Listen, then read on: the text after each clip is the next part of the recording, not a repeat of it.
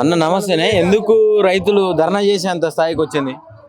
ఇప్పుడు నువ్వు ఏదన్నా పదవి కావాలనుకున్నప్పుడు, నువ్వు ప్రజాసేవ చేస్తా అనుకున్నప్పుడు నువ్వు చెప్పిన మాటలు ఏవైతే ఉంటాయో ఆ మాటలకు నువ్వు అనుకూలంగా ఉండి వాళ్ళకి పని చేస్తే అది ఎవరేమి ధర్నాలు చేయరు, గొడవలు చేయరు, రోడ్ల మీదకి రారు. మరి రేవంత్ రెడ్డి ఏమో అసలైన రైతు రాజ్యం అంటేనే నాది, కాంగ్రెస్ వచ్చిన తర్వాతనే రైతు రాజ్యం వచ్చింది అంటుండే. రైతు రాజ్యం తెస్తాంలే ఆయన, ఆనాటి రోజులు తెస్తాడు అన్నాడు. 3 రంగుల జెండా బట్టి ముచ్చటోలే తిరుగుతుండు, మంది కొంపలు ముంచానికేరో ఈ రేవంత్ రెడ్డి అన్నట్టు చేసిండు ఆయన. ఏం చేసిండు? 3 రంగుల జెండా బట్టి ఇందిరమ్మ రాజ్యం ఆనాటి రోజులల్లా.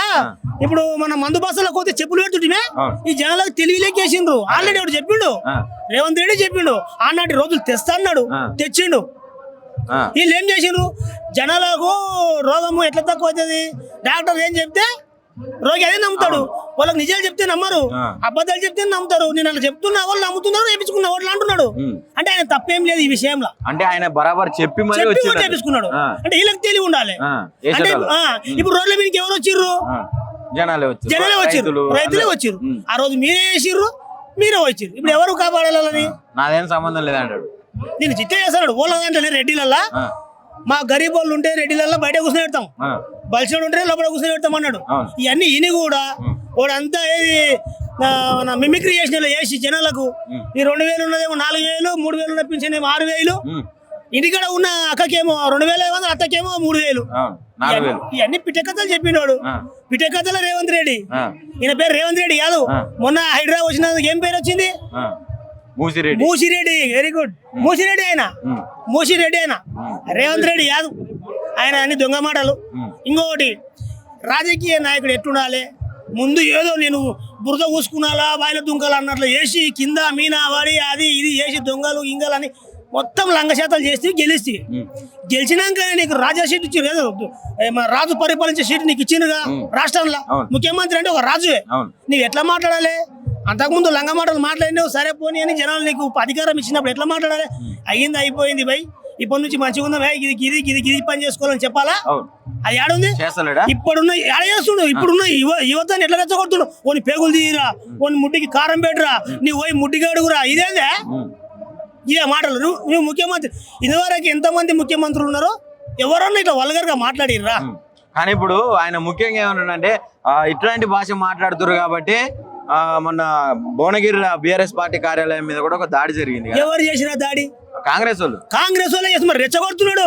కాంగ్రెస్ వాళ్ళు ఎందుకు చేసిరు అంటే దానికి కారణం ఏంటంటే అక్కడ ఉన్నటువంటి మాజీ ఎమ్మెల్యే, బీఆర్ఎస్ ఎమ్మెల్యే ఎవరైతే ఉన్నారో వాళ్ళు కానీ, బీఆర్ఎస్ ముఖ్య నేతలు కానీ, వాళ్ళందరూ కొంచెం వల్గర్ లాంగ్వేజ్ యూజ్ చేసి. ఎవరు మాట్లాడలేదు. నీ వచ్చినప్పటి నుంచి యువత చాలా రెచ్చిపోతుంది. యువతని రెచ్చగొడుతున్నావు నువ్వు రేవంత్ రెడ్డి, గుర్తుపెట్టుకో. నేను సీఎం అని సిగ్గు అవుతుంది మాకు. నేను సీఎం అన్న బుద్ధి అయితే లేదు లేదంటావు. అంత ఎక్కడిది? అంతే మసి చూసి మాడగల ఇంతమంది సీనియర్లు ఉన్నారు ఆయన కంటే మొత్తవారు. వాళ్ళకన్నా కొంచెం అనిపిస్తుందా ఈయనకి ఎందుకు ఇస్తాం సీటు అని? వీళ్ళకి తెలియలేదా? సోనియమ్మ తను పోయి మాట్లాడి ఈ బచ్చగానికి ఇచ్చిన అన్నట్లు వాళ్ళ దాంట్లో చిన్న పిల్లగాని లేక నువ్వు అంతమంది సీనియర్లు ఉండి పెద్ద వాళ్ళ పేర్లు అందరూ చెప్పదు. నేను సీనియర్లు వాళ్ళ పేరు చెప్తేనే మాకు ఇది అనిపిస్తుంది. అంటే వాస్తవానికి రేవంత్ రెడ్డి వల్లనే కాంగ్రెస్ పుంజుకుందంట తెలంగాణ. ఏం పుంజుకున్నది? పుంజుకునేది ఏముంది? రెచ్చగొట్టిన మాటలు, మాయ మాటలు. పకీరోడు వస్తారు చూసినా, పకీరోడు వచ్చి దాని తాడుని కిందికి మీకు కిర్రుపుర్రు అని చెప్పేసి నీ ఇంట్లో పాములు తేలు తీస్తా, లేకపోతే నా కోట అయిపోతే, లేకపోతే నాకు బిచ్చం అయిపోతే అంట చూడు. అట్లా చేసిండు. ఈ జనాలను అంతా రెచ్చగొట్టి సినిమా డైలాగులు అవుతున్నా ఈ జనాలు ఓట్లేసారు అంతే తప్ప ఆయన సీఎం అనడానికి మాకు సిగ్గు అవుతుంది కొడంగల్. ఇప్పుడు లోకల్ బాడీ ఎలక్షన్లు వస్తున్నాయి, సర్పంచ్ ఎలక్షన్లు ఎట్లా ఉండబోతుంది పరిస్థితి? జనాలు బుద్ధి చెప్తారు ఆల్రెడీ. రైతు బంధు అదేమంటారు మనకు కాపు మాది ఈ పాయ ఒకటి 5,000 6,000 ఇస్తా అన్నాడు. కూలీల్లో కూడా నేను 12,000 ఇస్తా అన్నాడు. ఒకటి వాయ మందు సాధుల పైసలు రైతులకు ఇస్తా అన్నాడు. అన్ని వాయ మందు సాధుల పైసలు ఒకటి మింగిండు. ఇప్పుడు మళ్ళీ ఇప్పుడు ఎలక్షన్లు ఉన్నాయి కదా, ఇప్పుడు వేస్తుండా డేట్ పెట్టినా అని చెప్పేసి చెప్తున్నాడు అంతే తప్ప ఆ డేట్ లేదు, నాకు గోషి లేదు. ఏం చెప్తావు ఫైనల్ గా సీఎం అనడానికి ఆయనకు తెలంగాణ సాధించిన కేసీఆర్ ఆయన నామరూపం లేకుండా చేస్తా, ఆయన పేరు లేకుండా చేస్తా అంటే ఏం చేస్తున్నావు? ఆయన పేరు లేకుండా చేస్తా అంటే ఆయన బోర్డు మీద పోయి పెండ రుద్దిపిస్తావు. ఆయన తెలంగాణ తల్లి పెడితే ఆ తెలంగాణ తల్లి మారిస్తే పేరు మారుతా అనుకుంటున్నావు నామరూపం లేకుండా. ఇంకా వేరే నువ్వు ఏమేమో చేస్తున్నావు. నువ్వు ఎన్ని చేసినా తెలంగాణ మొగాడు అంటే సింహం, టైగర్, అడవి లేకుండా రాజు. ఈ తెలంగాణ కేసీఆర్ రాజు. నువ్వు ఎట్లా కింద మినేసిన తెచ్చింది ఆయన్ని, ఆయన మోజపారి. ఆయన తర్వాతనే నువ్వు తుపాకీ పట్టుకొని వచ్చినావు కదా ఆయన, మేము ఉద్యమం చేస్తుంటే తుపాకీ పట్టుకొని వచ్చి పైసలకు అమ్మడపోయి ఇంట్లో పైసల సంవత్సరాలతో దొరుకుతాయి, నీకు కొంచెమైనా ఉండాలి. అదే రోజు కేసీఆర్ లేకపోతే నువ్వు సీఎం అవుతుంటే నీ ముఖానికి ఈ యాన్నో ఉంటుంది, ఎంపీటీసో జడ్పీటీసో ఎమ్మెల్యేలో. కాంగ్రెస్ దయదాలిస్తేనే తెలంగాణ ఇచ్చింది. ఎక్కడ దయదాల్చింది? మేము ఓట్లు వేయండి కాంగ్రెస్ ఉందే, మాది వద్దు, మాకు కావాలి, మేము ఓట్లేసి మేము గెలిపించుకుంటామని కొట్లాడి తెచ్చిండు మా కేసీఆర్. ఆయన ఎక్కడిది కోసి ఇప్పుడు నేను సర్పంచ్ ఊరికంటే నేను మీకు పనులు చేస్తానంటే నాకు ఓటేస్తారుగా. మరి ఆయన ఇచ్చేదేంది, ఆమె ఇచ్చేదేంది? ఆ రోజు నువ్వు సోనియా మన ఏమన్నారు బలిదేవత అంటే, మరి నీకు సిగ్గు లేకుండా పోయి మళ్ళీ కాలు మోకినావుగా. ఏమున్నా నువ్వు మాట్లాడే మాటకి నీకైనా కొంచెం ఉండాలి. నీ ఇంట్లో మీ పెన్నం నీకు అన్నం ఎట్లా పెడుతుందో తెలుస్తలేదు. ఆడ కూడా ఏమేమి మాట్లాడే అన్నం కూర వేపించుకొని తింటున్నావు అనుకుంటా నాకు తెలిసిన కాడికి.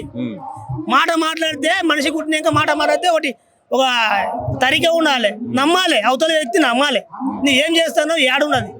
తెలంగాణలో కేసీఆర్ ఆనవాళ్ళు లేకుండా కాదు, నీ ఆనవాళ్ళు లేకుండా అయితే విడియా చూసుకో. ఇప్పుడు తెలంగాణ సాధించిన వ్యక్తి అంటే కేసీఆర్ ద్వారానే వచ్చింది. ఇది రాజ్యంలో కేసీఆర్ పేరు మారడానికి నీ తరం కాదు. ఆయన ఉన్న రోజులు ఆయన వెంబడి మేము అందరం ఉంటాం, తెలంగాణ బిడ్డలు. ఆ రోజు ఆయన కొట్లాడినందుకే ఈరోజు నువ్వు తెలంగాణ సీఎం అనల్లా, నిన్ను కాంగ్రెస్ సీఎం అనల్లా చెప్పు. తెలంగాణ సీఎం అంటారు కదా, ఢిల్లీ సీఎం అన్నారు కదా. నేను గెలిపించింది ఈడ మాయమాటలు చెప్తే గెలుస్తుంది. మరి అది ఉంచుకోవాలి.